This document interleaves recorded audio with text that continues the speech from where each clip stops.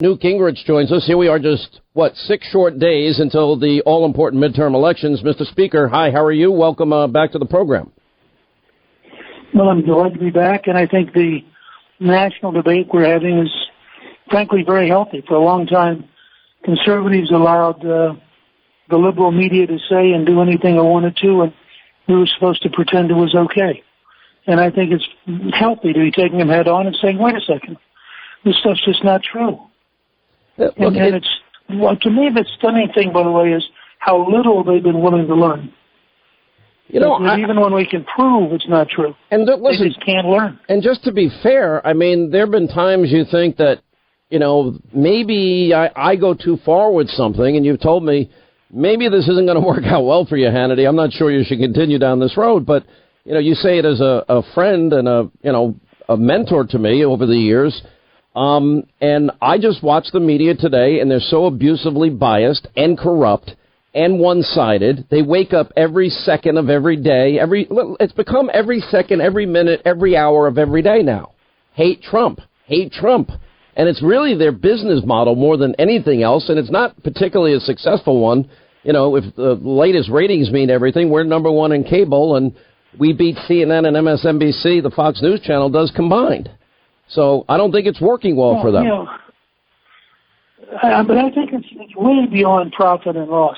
I think this is a cultural thing.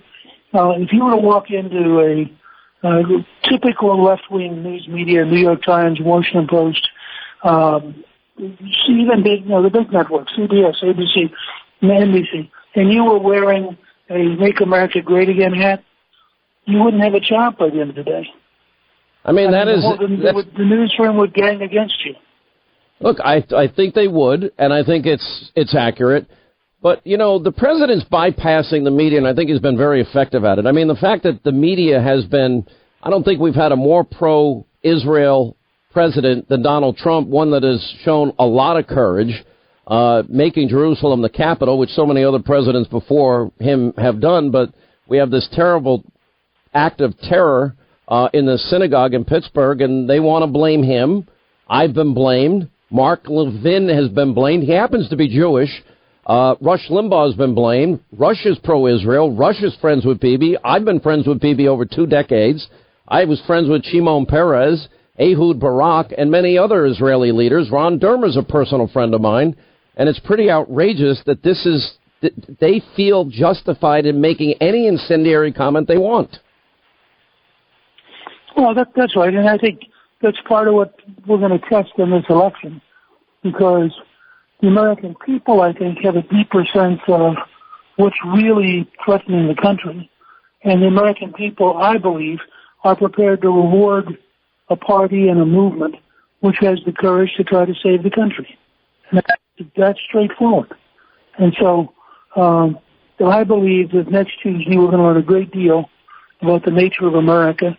We're also going to learn, I think, that billionaire liberals can't buy elections because in the end people just shrug off their heads and say, that's not true. I don't believe it.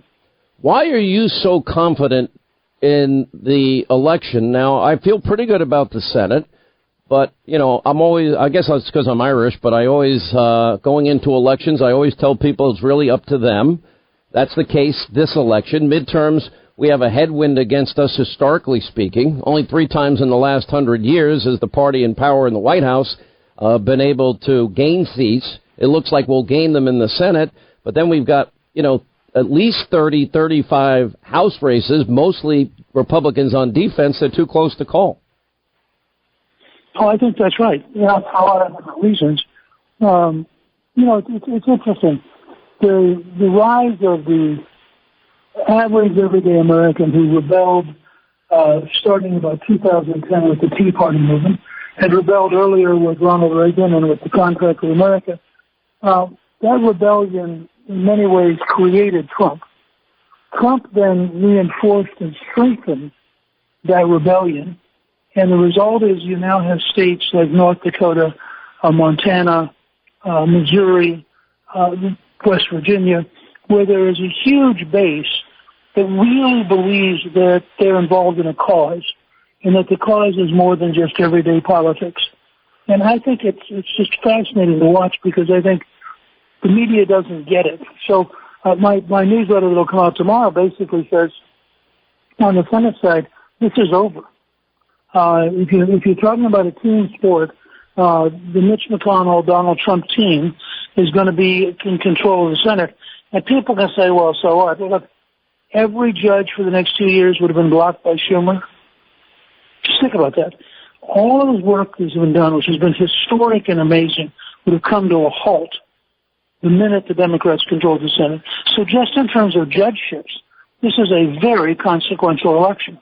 And I look at item after item after item, and I see that we are going to be in the Senate, and my guess is we're somewhere between +3 and a number I don't have the courage to say because it's too high. But I can see the... Well, when have you ever not had the courage to speak your mind? That just is not true. Well, listen, no, but look, I'm urging people to be cautious and act like you're behind, because I think we shouldn't take anything for granted.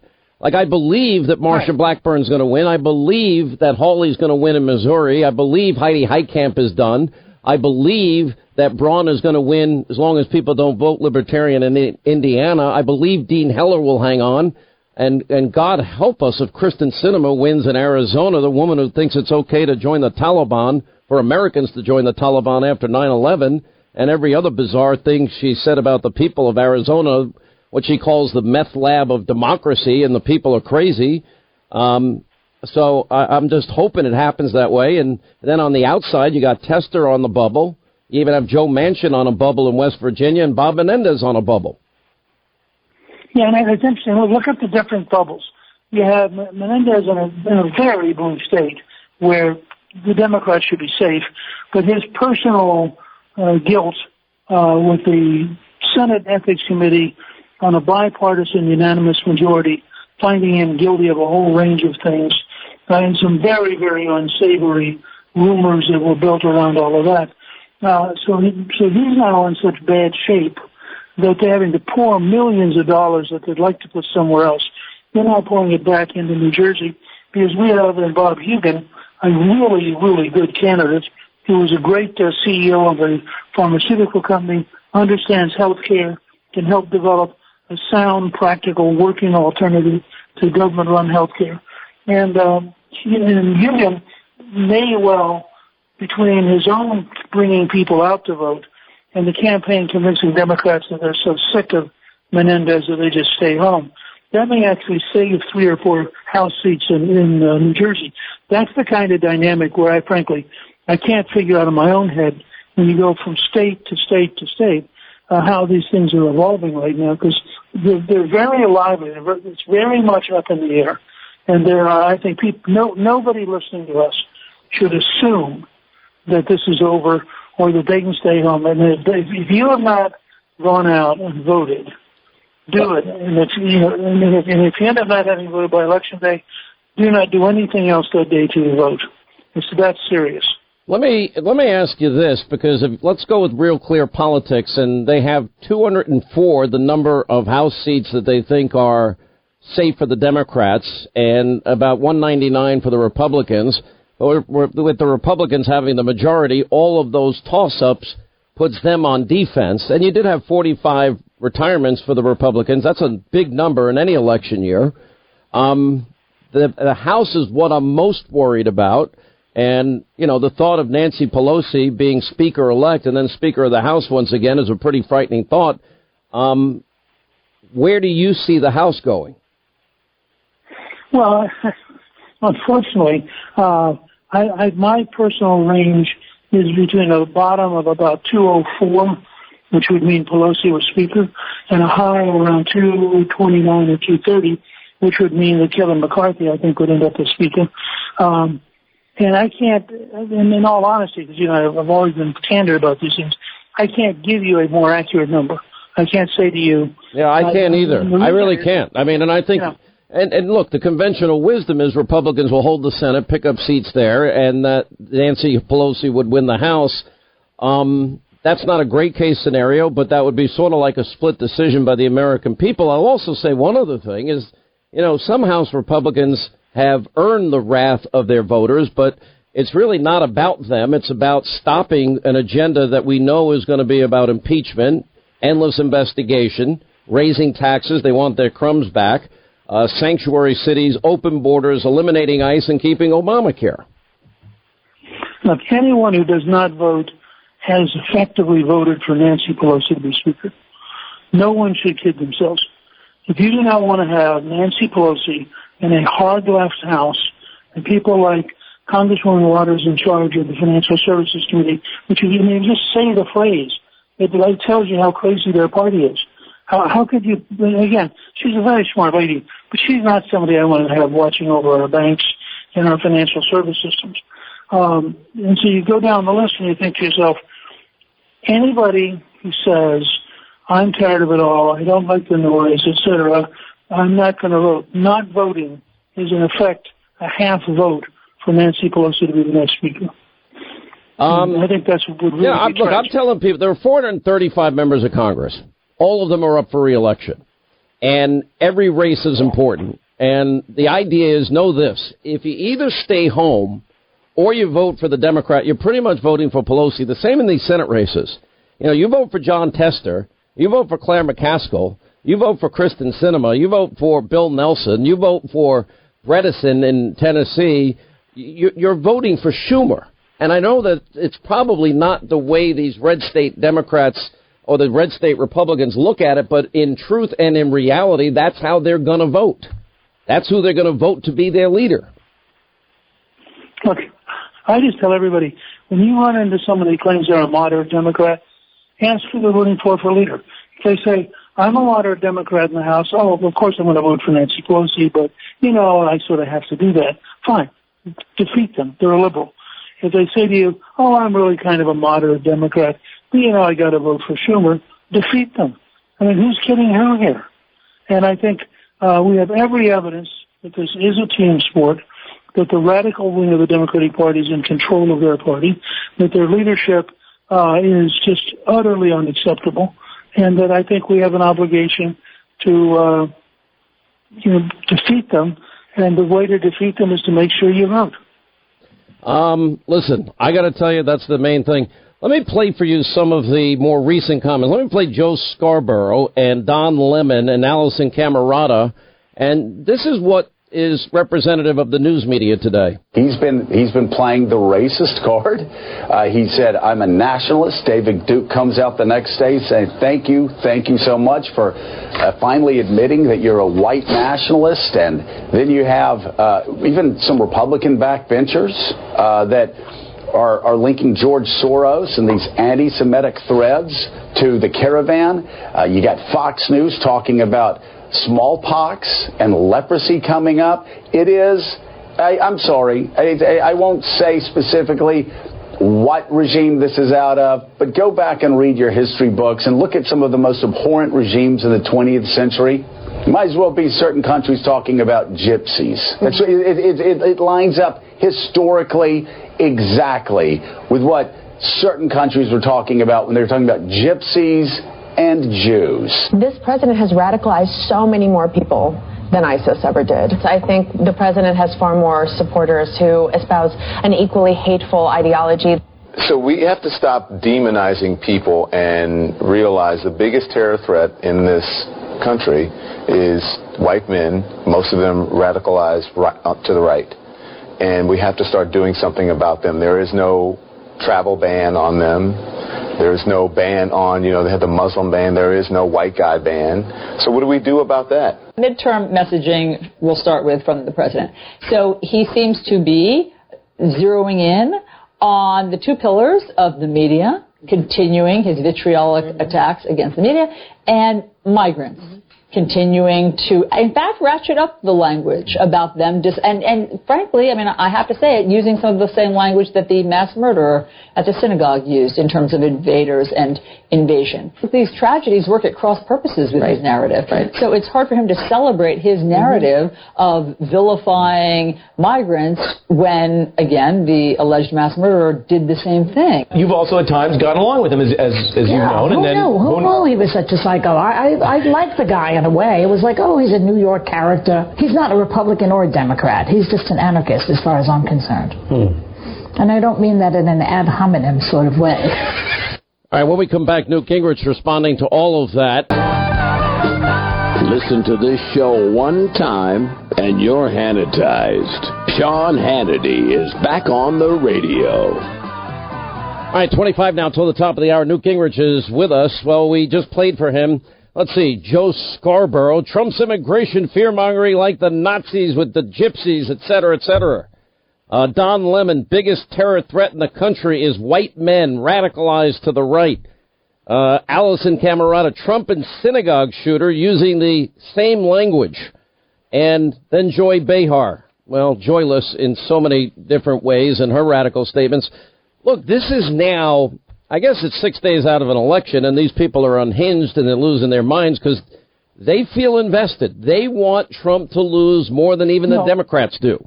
Let me take the most obvious and in some ways most infuriating comment in that list, and that is that the killer at the synagogue, who was crazy, was in fact deeply, viciously anti-Trump. He's not pro-Trump at all. And to suggest any parallel between the two is just an utter, total falsehood. And that's why you get the term fake news, and that's why, people believe that large elements of the news media are opposed to the survival of America, which might be a better way to describe them than just being, against the people. They're not necessarily enemies of the people, but many of them, frankly, I believe are enemies of the survival of America as we've known it. And we ought to have that debate and get it out in the open.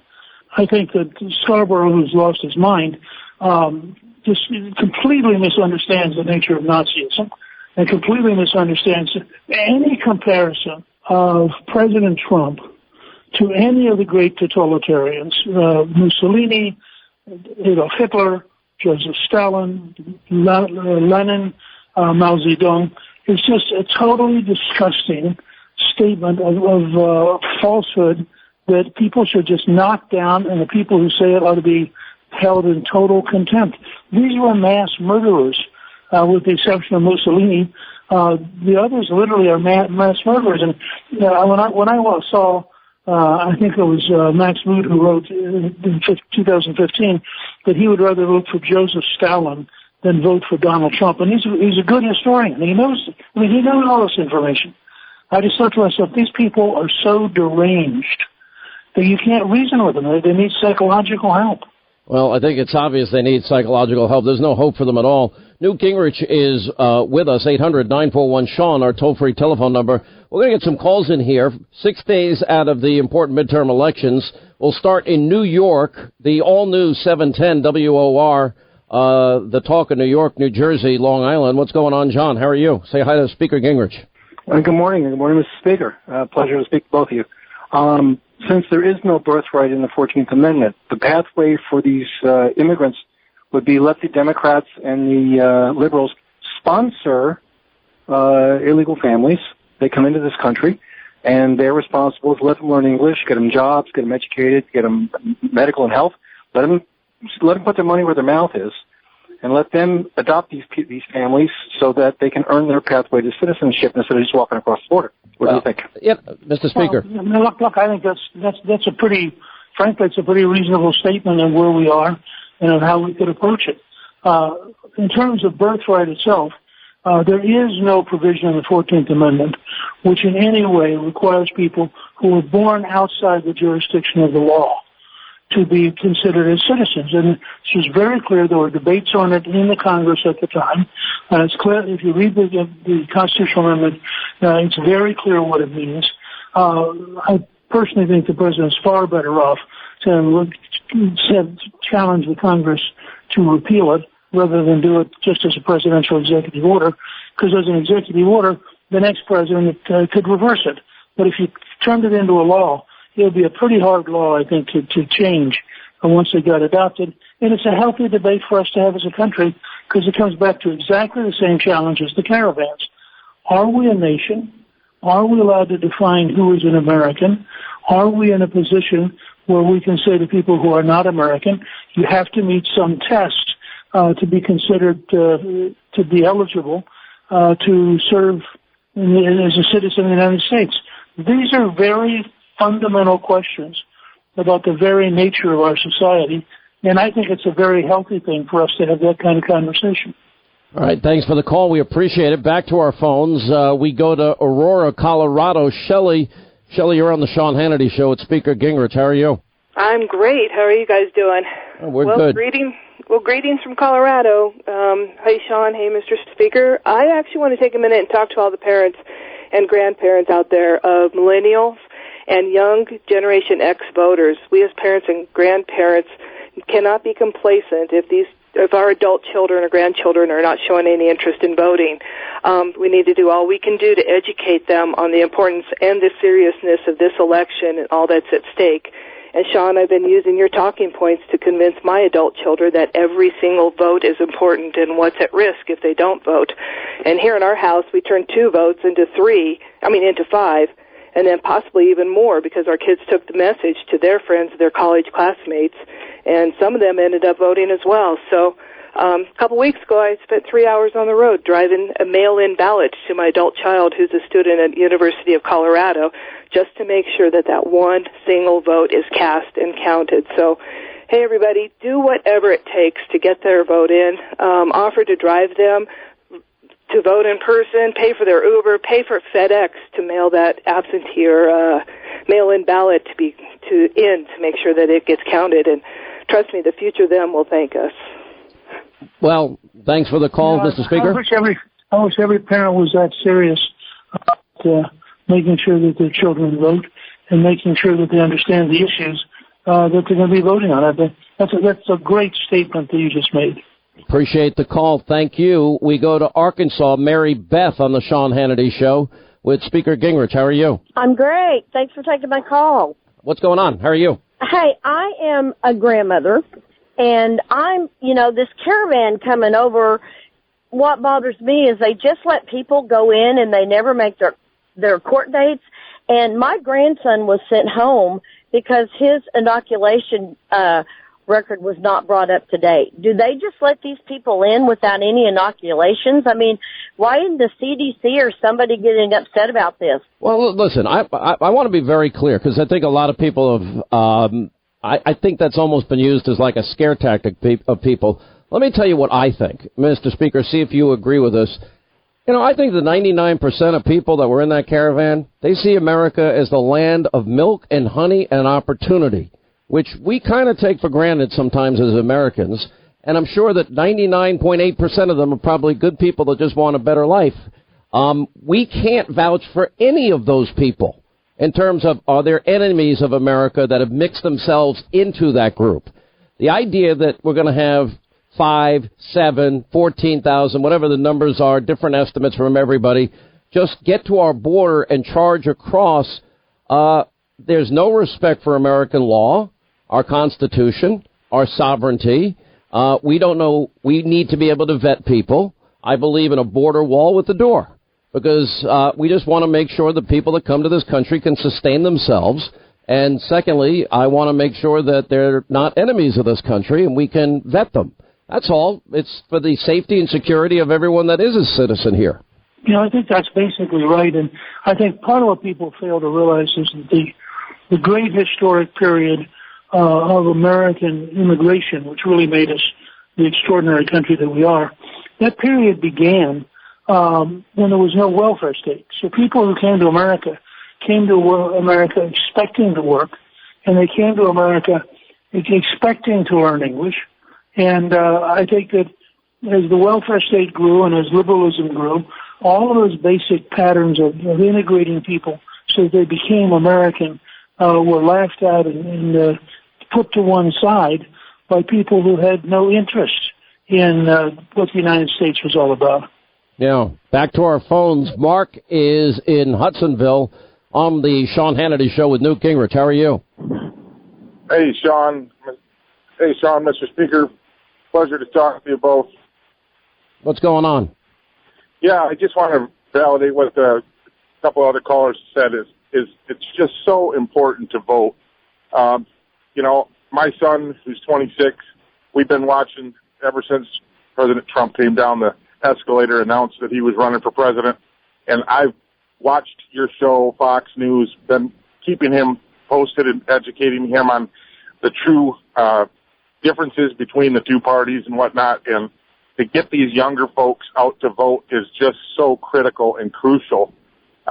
Their livelihood and their lives are going to be ultimately changed in a way that, I'm 56 years old. He's 26. I got a 28-year-old son. Their lives, my grandchildren, are ultimately going to be changed in a direction that is just going to be so incredibly different than what we're enjoying right now with President Trump. So it's just, in my eyes, so important to get that younger voter out to vote and vote for their future. Well, it's hard to get that through to young people, to be very blunt about it. And young people have a very different perspective, and politics is usually not their first love. I think I was a bit of an anomaly in love with politics at a young age, and I know Newt Gingrich was as well, more of a historian professor, but I think that this, to get young people to realize that there's a lot at stake about their future, I agree with that. Take a break. We'll come back more with Speaker of the House, Newt Gingrich. You cannot be civil with a political party that wants to destroy what you stand for, what you care about. If you had to be stuck in an elevator with either President Trump, Mike Pence, or Jeff Sessions, who would it be? Does one of us have to come out alive? Yes, I'm angry. Yes, I am outraged. Yes, I have thought an awful lot about blowing up the White House. If you see anybody from that cabinet in a restaurant, in a department store, at a gasoline station, you get out and you create a crowd. And you push back on them. And you tell them they're not welcome anymore, anywhere. Get up in the face of some Congress people. I want to send the military to the White House to get him. I had a dream the other night about that I was playing golf with Donald Trump, and I was standing beside him with a club in my hand, and I was, considering my options when I suddenly woke up. It was one of those dreams where you want to just get back to sleep so you can finish it, Put Mr. Burgess up against Sean Hannity. He'll tear him up. I need you to go out and talk to your friends and talk to your neighbors. I want you to talk to them whether they're independent or whether they are Republican. I want you to argue with them and get in their face. Press always asks me, don't I wish I were debating him? No, I wish we were in high school. I could take him behind the gym. That's what I wish. What we've got to do is fight in Congress, fight in the courts, fight in the streets. Ordinary people who simply saw what needed to be done and came together and supported those ideals who have made the difference. They've marched. They've bled. Yes, some of them have died. This is hard. Every good thing is. We have done this before. We can do this again. As far as I'm concerned, the Tea Party can go straight to hell. In fact, the only thing your mouth is good for is being Vladimir Putin's holster. Ivanka's going to be our saving grace. When he's about to nuke Finland or something, she's going to walk into the bedroom and, Daddy, don't do it, Daddy. He's a punk. He's a dog. He's a pig. He's a con, a bull artist, a mutt. He's an idiot. I'd like to punch him in the face. Trump. It's no longer down with Trump. It's Trump. But Michelle says that, when they go low, we go high. No. When they go low, we kick them. That's what this new Democratic Party is about. America's going to make a choice. There is now a movement that has evolved, Mr. Speaker. I would argue from moderate Democrats are extinct. It is one party, one voice, leaning solidly socialist left versus those that believe in our constitutional republic, limited government, greater freedom, less government intrusion into our lives. I think that is the fundamental disagreement. Well, it's a vision of two totally different Americas. Their America is one in which we don't teach American history. We don't learn to be American. We're not proud of the flag. No sense of the power emotionally of the Star-Spangled Banner. We're just one more normal country that ought to be subordinated to the UN and international bureaucrats. And because we're the wealthiest country in the world, we ought to be paying huge amounts of money to other folks because they'd like to be wealthy too. And isn't it kind of sad that they don't have the money that they'd like to have? I mean, it's amazing to watch and to realize how serious these folks are and how much they would basically undermine America for the purpose of their ideology. There's a lot at stake. I think the most, if you really pay close attention, the Democrats stand for nothing except hating Trump, wanting their crumbs back, open borders, not anything that's going to improve the lives of the forgotten men and women in this country. But, Mr. Speaker, you spent a lot of time with us today. We really appreciate it. Thank you. And 6 days now till Election Day. I'm sure we'll talk before the election and afterwards and get your take on the results. So thanks for being with us. Look forward to it.